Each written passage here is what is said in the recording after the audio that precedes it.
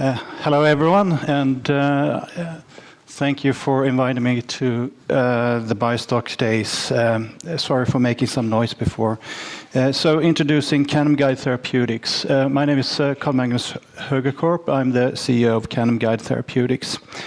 We're based here in Lund-Malmö region. And I'm switching back to cancer. We are developing a immuno-oncology concept, which is peptide-based. And just to give you some background on the company, it's a private clinical stage company, which is based around a platform technology. We are developing immunomodulatory peptides, actually looking into various different types of therapeutic areas, but focusing on cancer. We have a first-in-class immunomodulator in solid tumors. And our primary focus right now is head and neck cancer, where there's a big medical unmet need. We do have a first-in-man study ongoing. It's called phase 1 here. I would regard it more as a phase 0. We are investigating the drug in vivo. I'll tell you a little bit more about that. You are all aware about how checkpoint inhibitors has revolutionized cancer therapy. Here to the left is a simplification of what BMS, Opdivo, and Yervoy combinations has achieved in terms of efficacy. This is in metastatic melanoma. To the right, we see an image which sort of points to the future, where we will in 2025 approach around $50 billion US dollars for these types of drugs. However, we do also see that still in other indications that 60 to 80% are not responding to these types of treatments. So there's still biology there to be discovered. Of course, that is approached by digging into your immunology books, trying to find another co-stimulatory receptor to target. Currently, there are 60 targets being explored. And the modality of choice is large molecules, as in antibodies. Peptides. I told you we're working with peptides. And certainly peptides is an opportunity for targeted therapies. To the left here, we do have a breakdown of what's happening in oncology right now.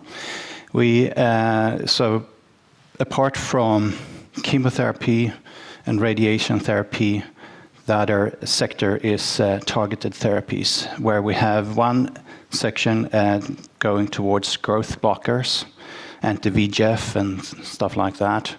But the other part there is immuno-oncology and immunomodulators.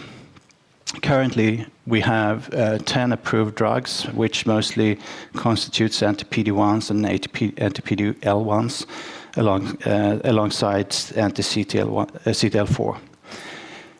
However, I just would like to highlight and position peptides into this, because peptides are certainly very interesting in terms of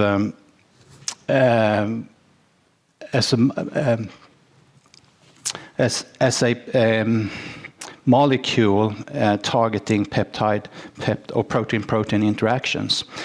It's actually on par with antibodies when it comes to being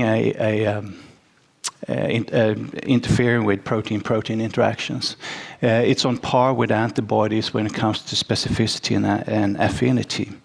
It's on par with antibodies roughly when it comes to safety and toxicity. However, when we look at peptides and immunogenicity, you see that it's actually on par with small molecules. Peptides are typically not known to have a huge degree of problem with immunogenicity, and also favoring tissue penetration, and also very interesting aspect of this, cost of goods. alongside administration. What we see in our concept is that we can administer a drug by subcutaneous administration, comparing to biologics where you have a 2-hour infusion currently. So first-in-class immunomodulatory synthetic peptide, novel mechanism of action. We are targeting albumin as immunosuppressive albumin sequence called 3028, and we do see a very favorable safety profile. What we are looking for is histopathologic remission, and we're looking for that in human and dogs right now. And we are studying this in human and dogs in parallel, another benefit of working with peptides. We do see that we have effect with a single agent, and we are well aligned with immune checkpoint inhibitors in this concept. Alongside this, we have several biomarkers for stratification and response. Of course, we are encouraged by seeing stuff like this. This is from our first patient that we treated. So it's a tissue sample that is before and after treatment. So this is 6 days after a single injection intratumorally. What it illustrates in red here is that we have recruited a massive immune response into this cold tumor. Interestingly, this person has not responded to PD-1 therapy, which makes this even more interesting. I've talked about albumin, and this is around the mechanism of action. So this is a novel mechanism of action and the importance of albumin. So albumin in cancer is actually utilized as an energy source under hypoxic conditions. It's illustrated here on the left here in a mouse study where labeled albumin is injected into the mouse, and you can see after 72 hours that most of that albumin actually is distributed to the tumor.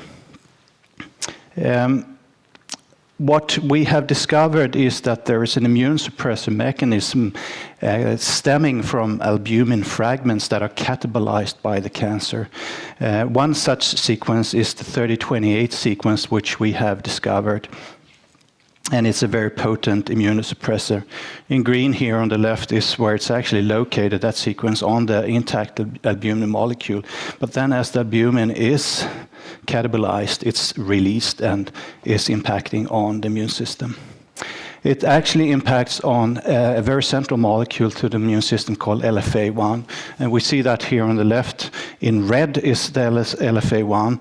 In yellow is a very important co-stimulatory receptor called CD28, and in green is the T-cell receptor.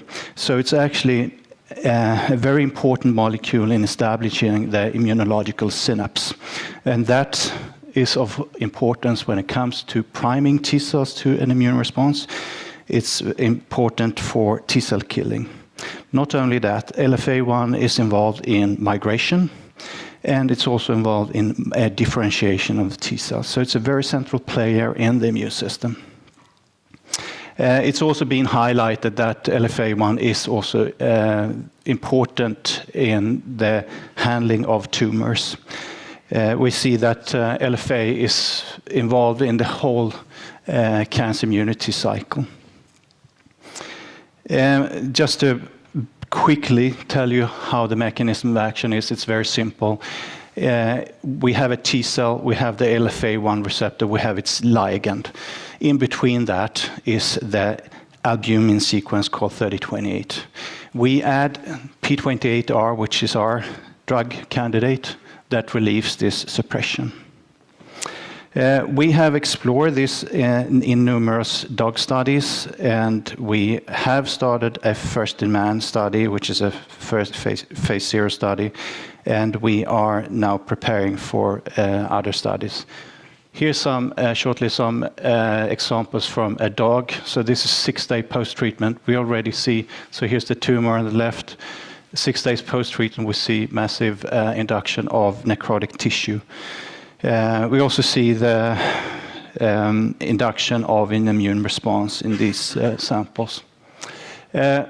Told you about phase 1 studies ongoing. We're preparing, we are doing CTA enabling studies for doing subcutaneous administration and a study for around that.